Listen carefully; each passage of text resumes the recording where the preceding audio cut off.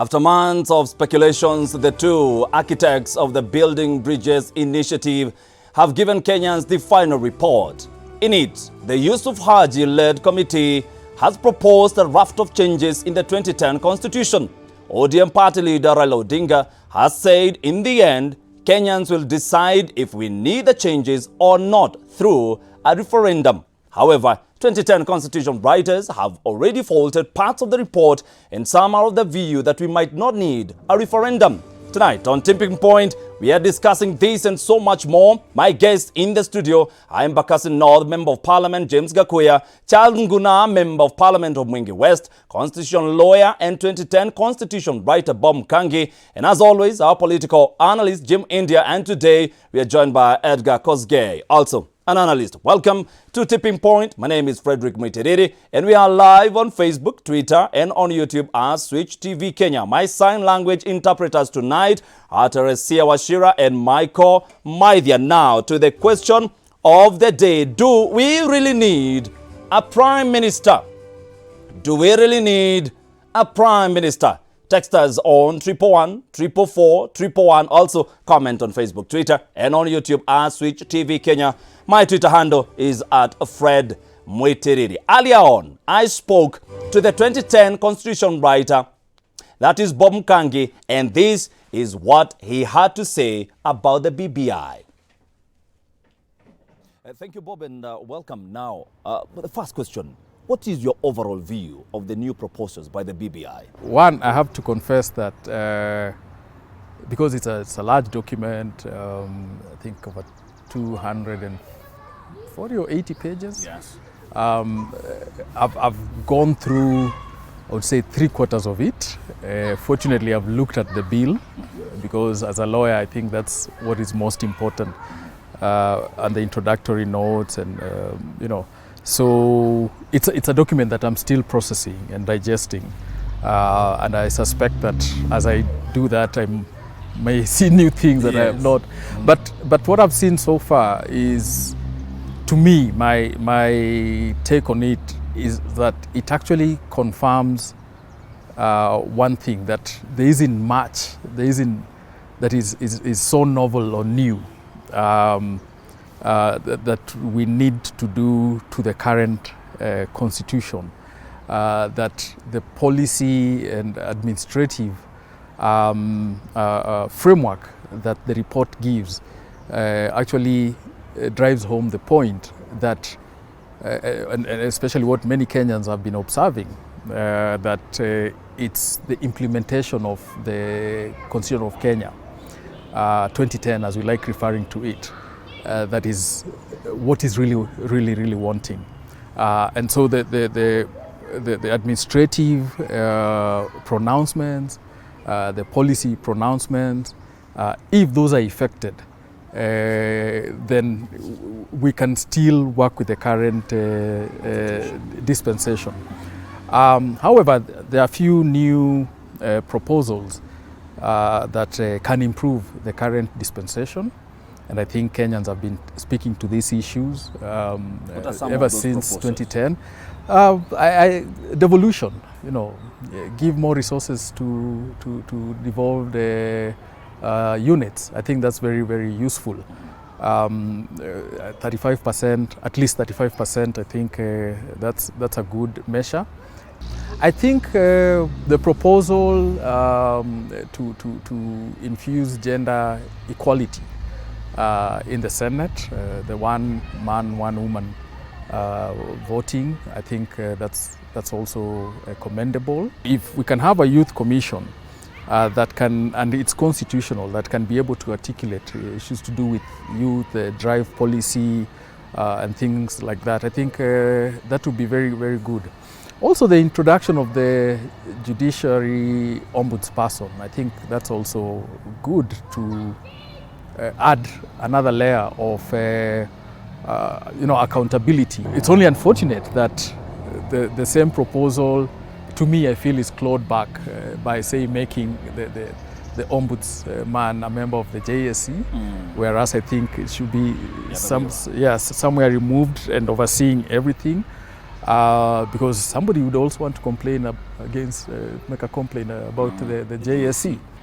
You feel the independence of judiciary might be compromised? It will be compromised, I think, because if you have an ombudsperson who is the one who's receiving complaints and advising on what should be do about judges, and is appointed and can be sacked by the president. So the president is the boss. So in a way, the president has a control of the judiciary. And again, if he's a member of the JSC and the JSC composition remains as it is, and as we know currently, the president has a stake in appointing almost at least 4 positions in the JSC. Yeah. So now you'll have a 5th person who is tapped by the president. Bob, there is the issue of the executive. It seems that's what Kenyans have picked from the BBI proposals. Now, do you feel we need a prime minister? No, I don't think so. And especially when you look at the way it is formulated, I don't think it adds value, and especially in the sense of the handshake framework, because this BBI document is supposed to provide proposals that answer the 9-point manifesto. So when you look at just the addition of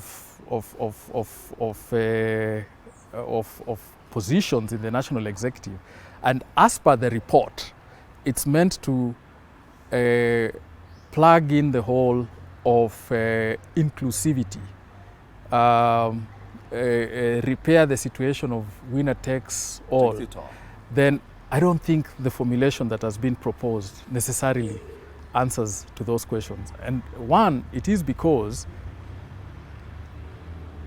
winner takes it all is a political election axiom. You go to elections, you expect to have a winner, and you expect to have a loser. And that's why all political parties, apart from, and even the countries that have a one-party system, the idea is to win government. This takes me to the issue of prime minister. That is this the same prime minister who was the former majority leader in parliament from where you sit? Yes, in our current, in fact, it's not former, it's still current. Yes. It's a current constitution. Yes. Different formulation where there's distinct separation of power. So the only difference between the terminologies of leader of opposition and leader of minority or majority is the systems, where because in the presidential system you have very clear institutional demarcations. So the interplay is actually between the institutions, and in as much as under that layer the political, the theater of operation is around the political parties and formations, but the divisions are around the institutions. The difference is with this formulation, government will be, mixed within parliament, that ministers may become MPs. But in terms of the efficiency, and again, if I may go back, why Kenyans propose, for instance, we go to the Bomas of Kenya, the Bomas draft. You look at the harmonized draft constitution we did in 2009, the document that went to Naivasha eventually. You discover that Kenyans were not asking for a prime minister and a deputy or deputy prime ministers, or a president and a deputy president, for the effect of ensuring that seats go to different powers or interests. It was actually for the efficient running of government, you see, to separate and to demarcate powers, because Kenyans were alive to the fact that actually one political party can win all those seats. Now, Bob, reading through the new proposals, it seems to me that we will have a super president.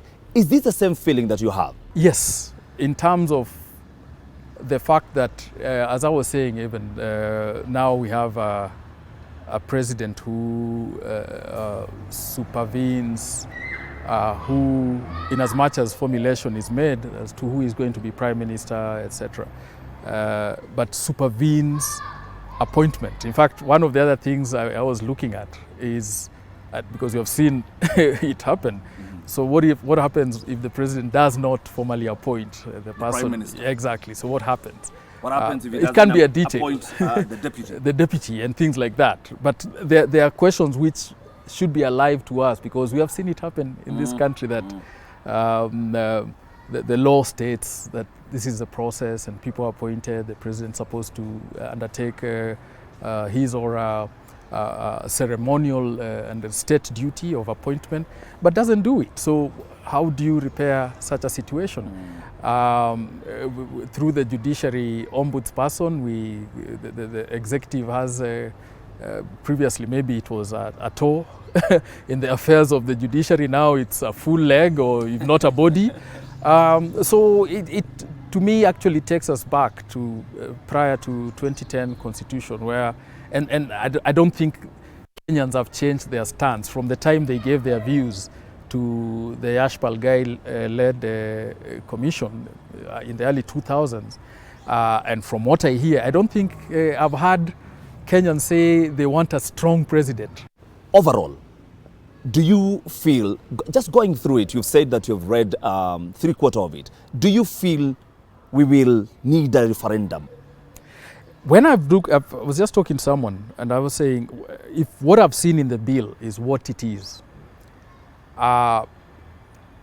unless I've missed something, and yes, there's a bigger question of sovereignty of Kenyans, and I think there's even a court case or a case that has been filed in court trying to argue around what does the sovereignty of the people mean in connection to amending the constitution. Can it be amended through this process that we have undertaken? And I think it's a good question to ask, and let's see how the courts will reason through that.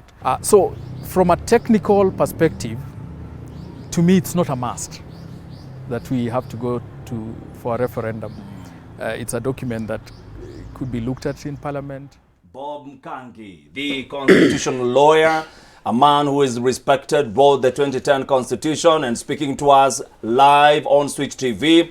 I spoke to him earlier on. Right about time, my guests are in the studio, but this is what President Uhuru Kenyatta said in 2017. Just take a listen.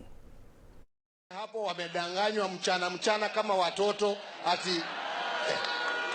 ati watakuwa prime minister na deputy prime minister. Katiba haina hiyo vyeo. Ati watabadilisha katiba baadaye. Ai.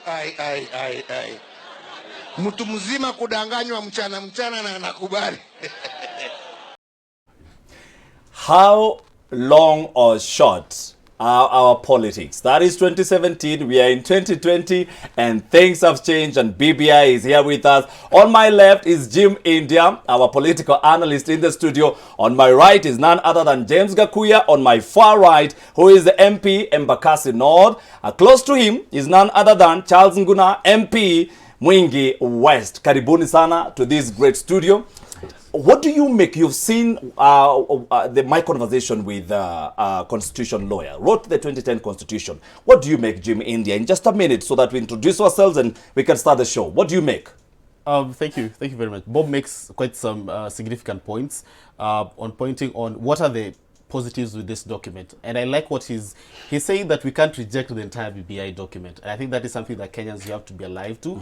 There are things in that document that are progressive. When you're talking about increasing percentage from 15 to 35%, when you're talking about having what Parliament has failed to do for a long time, ensuring the 2/3 gender rule, and finding a way to make it constitutional by ensuring that all counties are electing one man, one woman, to ensure that we achieve gender parity. For the young people, there's a lot in that document with regards to help, with regards to tax holiday.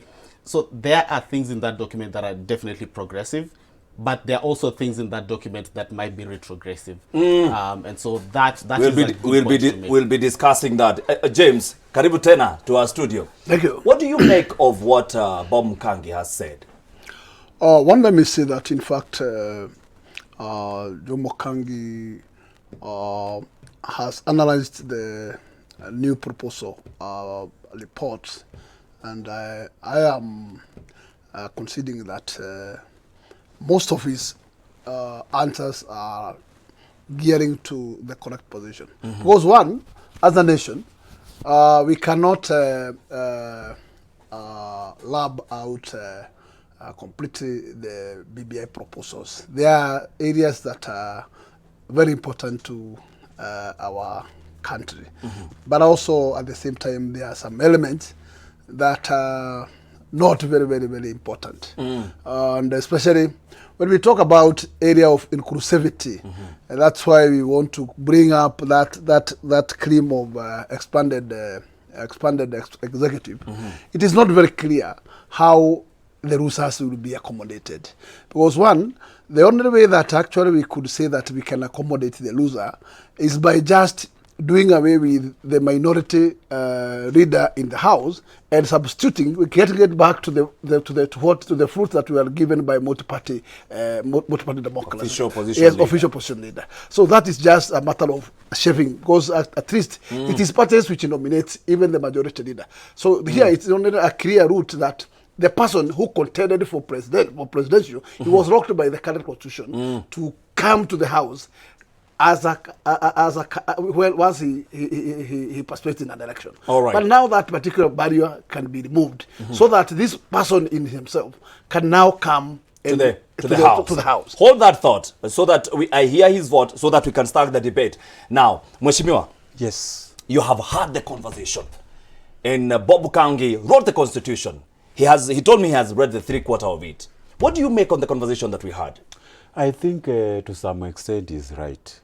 But still, as we have seen, there are a lot of things we need actually to agree on.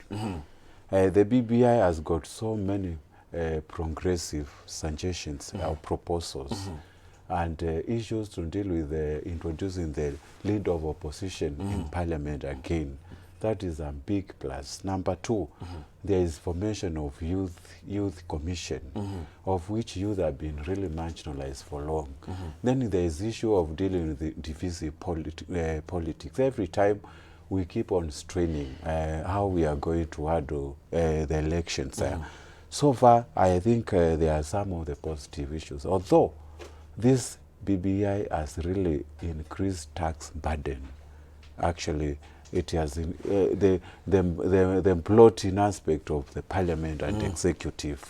We need to look at that. To me, I think some of these things need to be removed. All right. James, let me start with you. Yes. Do we need 360 MPs, really? One is that actually the current number is elected 290. Those are the number of constituencies we do have. Yeah. And still we feel it's a bloated number. So sometimes the speaker doesn't even know some of the members. Yes.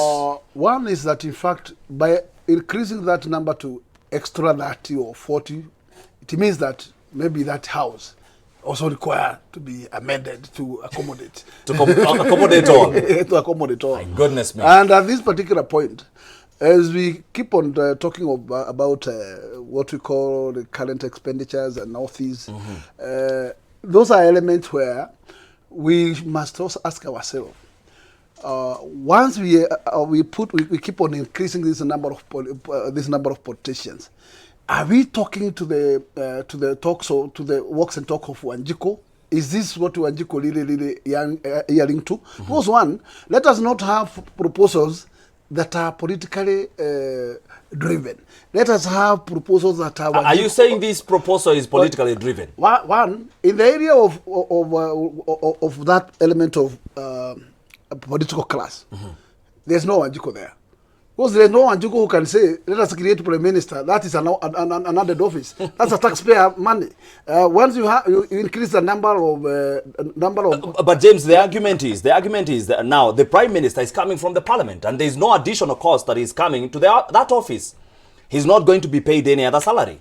But that is the argument. One is that I am not opposing that. But I can tell you, even though the proposal here is that once even a member of parliament is appointed, he will just not earn any other coin. But let me tell you, it's only that the salary will not increase. But allowances are there. There's no way you can serve in position and you are not gaining allowance. Yes, those allowance is money. Those are taxpayers' money. It doesn't mean that service is free. It's a free service.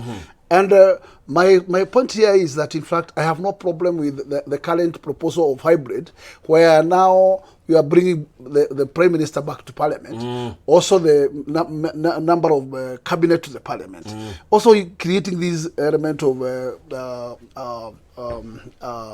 opposition leader in Parliament. But where I am opposed to is the manner in which we are going to apply nomination of the Prime Minister. Yes. Because where that is a key point where is, if you are talking of inclusivity, then there could be a manner or a way where the same party that brings in the president should not outright take the mantle of the Prime Minister. But if the numbers is the one to go by, and what about if that particular party that brings the parliament to power, president to power, carries the highest number in the house? It tells you that they will take home everything. And here we are saying no inclusivity, inclusivity, and the loser and the winner not take all.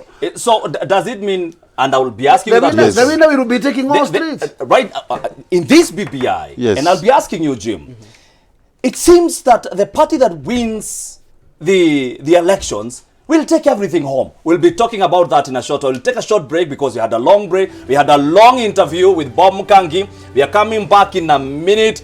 The question of the day, I ask you, do you really think we need a Prime Minister? Talk to us on 111 444 111. We'll be back in a short while. Don't go anywhere.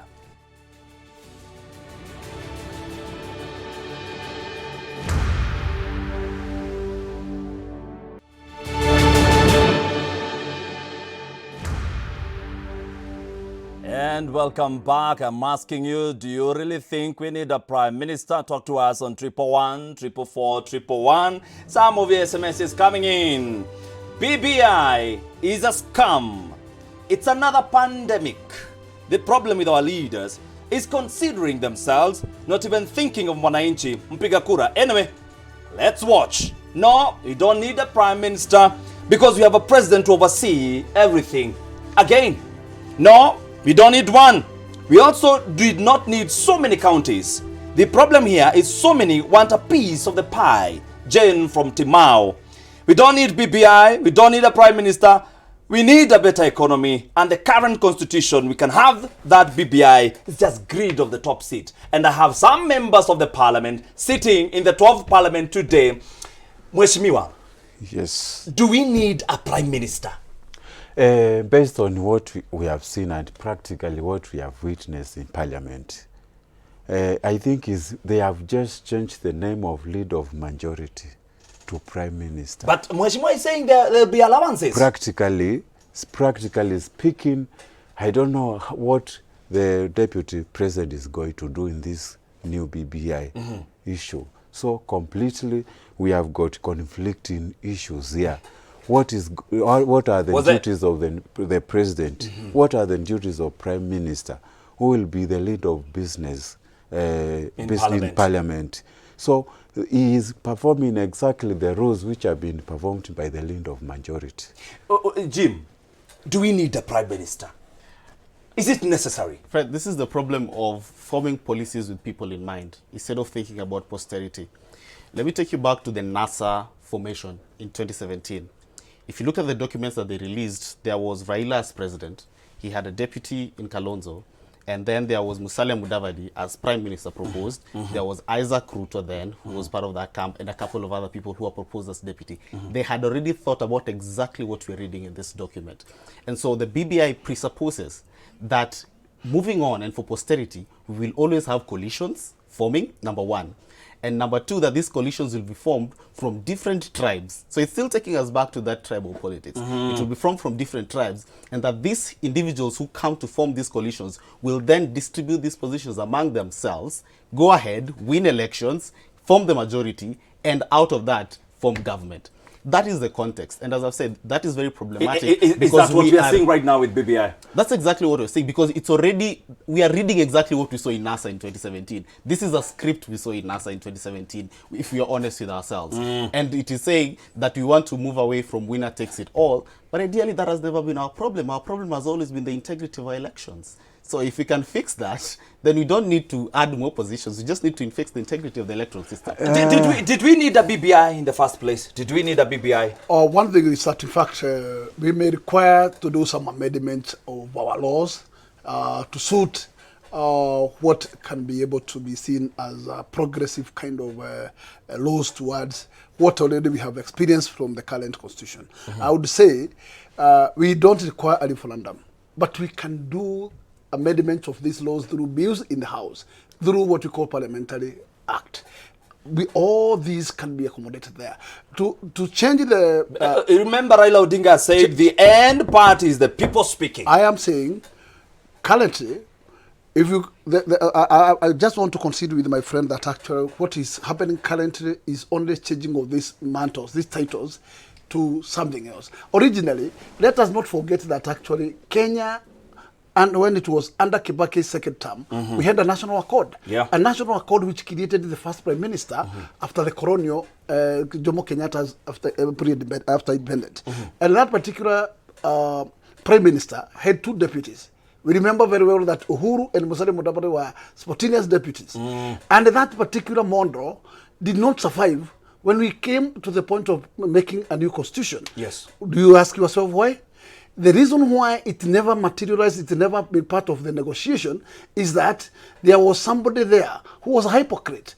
And let me tell you, he thought that... Who was that? Listen to me. He thought that the game is purely pro him. And that actually, maybe, already there were two gentlemen who were said to, hey, and therefore, to his mind, these guys were nowhere in his picture. So he was so, yes, after Kibaki, I'll just say it through. Therefore, that's why the element of prime minister was never discussed in Naivasha or from that particular whole concept. But let me tell you, where are we now at this point turning back there? Because somebody was locked out. Ukichimba simu, hapana chimba simu ukijua, usijichimbie kaburi wewe mwenyewe. Hiyo simu ilichimbwa na mtu na alikuwa He doesn't seem to agree with you.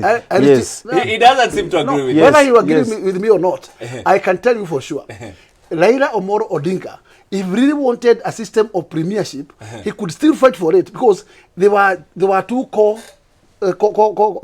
principles. Core principles. Yes. And let me tell you, it is their goodwill which gave us the birth of the current constitution. Without his blessing, we could make it. Unakaa kama unaingilia wiper sasa. No. No. Let me tell you something. One of the key issues actually, and which was the objective of coming up with this BBI, is divisive politics. And divisive politics comes because of... Is it in the BBI? How do we treat that? It only comes because of lack of inclusivity. If at all we are going to create more positions in this BBI, everybody will be accommodated. The loser, which is the leader of opposition, of course, will be there. The prime minister will also be formed from the coalitions, because but this prime minister is coming from the party there that is won the no elections. single person, actually a single party which can win elections without forming a coalition in Kenya. We have to accept that reality.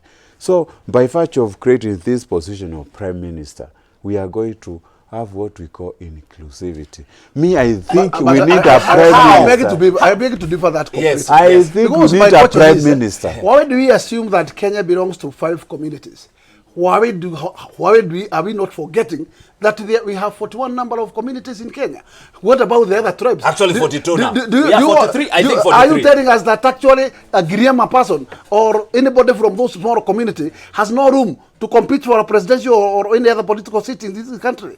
If we are going to share these positions according to the number of sizes of the community. This cannot be. I think No. It also comes from a context, Mheshimiwa. It comes from a context that we have seen elections from 1992. They have predominantly been violent because of those 5 communities that you're talking about. It has not been the Giriama who has been fighting. It has been Is it the people or the leaders who have incited their people? It is the But leaders. It is the people and the leaders have conspired together, because when, as a leader, you incite me, I have the right to say no. But when the people agree to be incited by the leader, the people and their leaders have conspired. And that's why we saw the scenes that we saw today in Kisumu, are people who refused to vote in 2017, welcome the very individual that they did not vote for, because in their opinion, the BBI looks like it's their way back into parliament. It is the people and their leaders that have conspired to create us in this. I think we need that post of the Prime Minister. For what reasons? I Mheshimiwa, give for you what example. reasons? When we had post-elections violence during Kibaki's time, when that position was created for Raila, you could see the government really performed both economically and everything. We achieved all the agendas. Number two, there was that calm situation that even our tribe, which is Luo, actually achieved something now. So by virtue of creating all these positions, we are going to have inclusivity. I do not know about that. Nobody will be done saying that my community has been left behind. Now, this is what some of the leaders are saying. Did we resolve that particular problem of inclusivity when we created for 7 number of counties? Because those are governments everywhere in the Republic of Kenya. Are we not settled with that? People are only bothered with the national cake, not the county cake. Hold that thought. This is what Kipchumba Murkomen said about the BBI when it was launched. But my director, put it up. BBI Constitution Amendment Bill 2020 is very good for president. This is Kipchumba. For presidential candidates, especially the front runners, but very bad for stability of the country. It creates imperial president, stable executive, and expensive governance structure. In the end, politicians gain, but the people lose. True or not? It is it true. for the politicians It only? is true. When it comes to issues on bloated parliament, I totally disagree with the BBI. We are not even supposed to think of adding more members of parliament. In fact, so you're going to oppose, that clause? Yeah, that clause should be deleted immediately. We cannot think of adding more members of parliament when we already have bloated parliament already. I have a cure for members of parliament with that clause. We could add as many as we want. If we reduced your salaries, we could do with to 200,000 at most. We could do with Would you agree with the reduction of the salary? That's exactly what need. Why should we have? You have the deputy president say we need to come to a consensus, and so the consensus has to be, what is it that is being proposed and what is it that we can do? So people are proposing and saying we have constituencies that have more people that require 2 members of parliament. So if those constituencies require 2 members of parliament, we can either reject the entire clause and say we are not accepting anything, or say, okay, we can accept, but reduce the salary of members of parliament. Let me tell you something. Would you agree that your salary be slashed? One thing is that, in fact, even going by the proposal here, I would want to say that, in fact, in case we have no room to increase the number of parliamentary seats. That one I would say that, in fact, even though I am very sure that some constituencies are so bloated with the population that surpass to ×5 other constituencies. And let me tell you, if we are serious in what we call representation will represent people. And therefore, that particular number, that basket should go with what we call the resources to the same people. There's no way that we can... So we should reduce the members of parliament. There is no way that we can allow a situation where the sharing of cake is equal, and as per representation, that a Garissa member of parliament is taking home 130 million, when I am taking 130 million to Embakasi North with a population of 600,000 number, where in Garissa he is only serving less than 50,000. There is no equality there. Yes. let me tell you something. If there is any member of parliament who was not supposed even to argue with member of parliament in Nairobi. Why? Do you think we have everything? Personally, I've got 198 schools in my constituency. 198? He has got 7 or 8. How many do you have? We get the same amount of CDF money. This is injustice of highest order. Number 2, What we need now, is it not is happy what with we you. call He's boundaries review. Boundaries review. Actually, we should base our constituency based on the population. You go to Lam, there are only 3,000 people. My constituents have got 198,000 people. Who is winning And he's here? saying 600,000. I can tell you, He has got 600,000, but he has got 7 schools.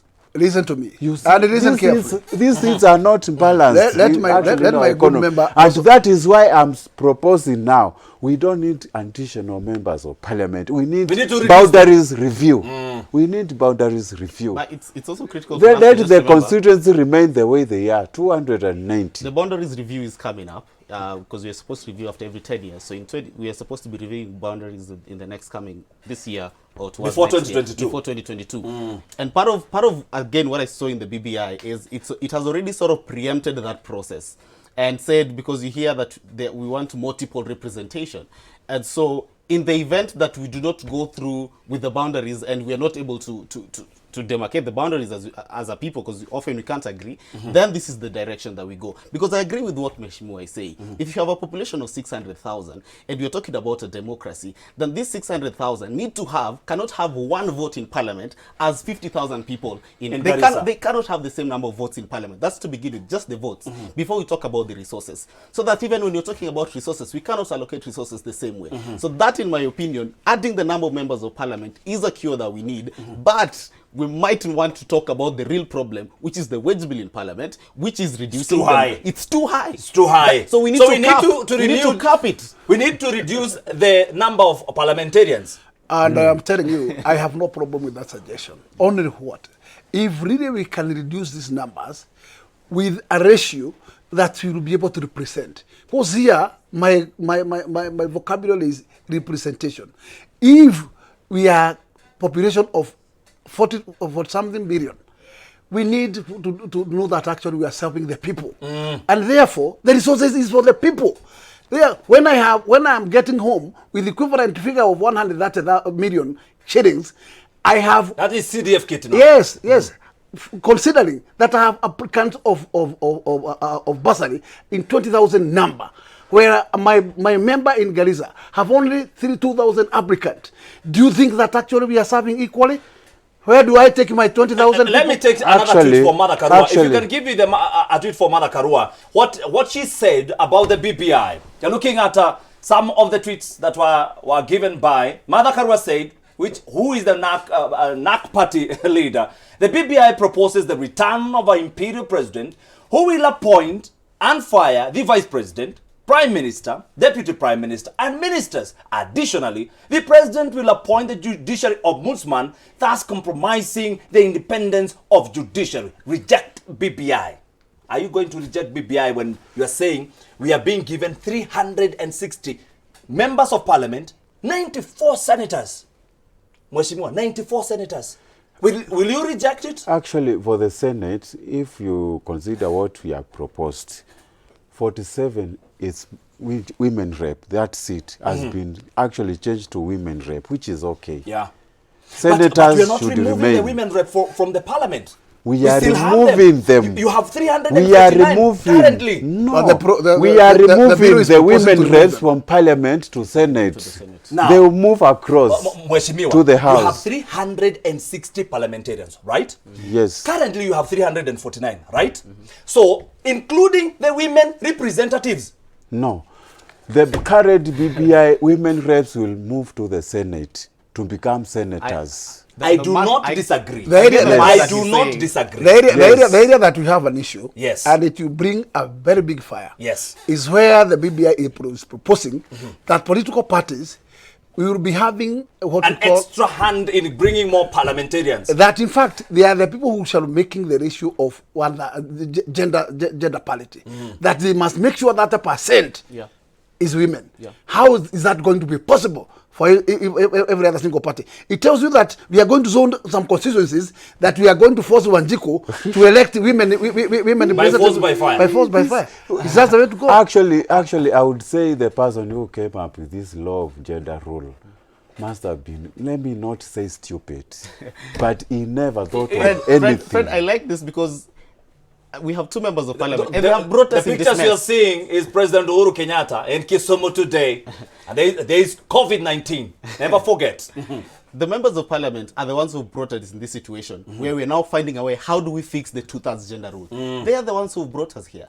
If they had only legislated on that particular clause of the constitution, the many times they've had the opportunity to, that clause would not have found More than itself 4 in the times. More than 4 times. Some of them have even walked out of parliament when that bill was being proposed. So now, whether we like it or not, because Mheshimiwa, we've just talked here about being a democracy and representation.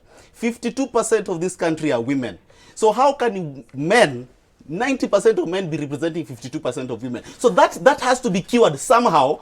But because of course we are a patriarchal society. That has to be cured. the answer is straight. Yes. The 52% of women Yes. have mandate and power and authority to elect the highest number of women in the house. But they do not have the same opportunities as you. No, what I'm saying, the decision to choose is for the voter, should not be dictated otherwise.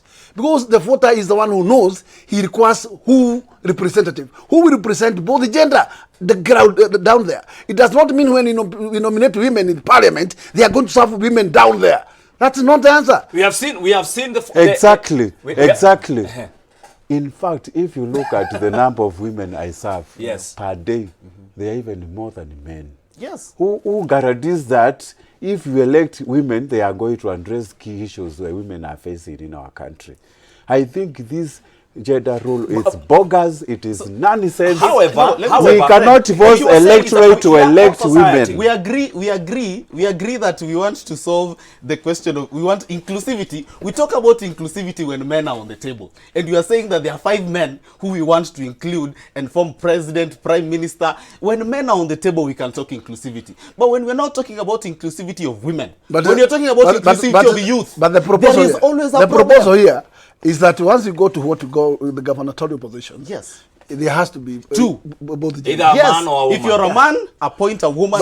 So it means that women are represented. And that tells you that in fact, even at the level of what you call executive, the same order should apply there. But the same order is applying. Yes. The president has applied 2/3 gender rule in his cabinet as we speak. So, gentlemen, his cabinet it meets the who said that only gender rule should be achieved in National Assembly alone?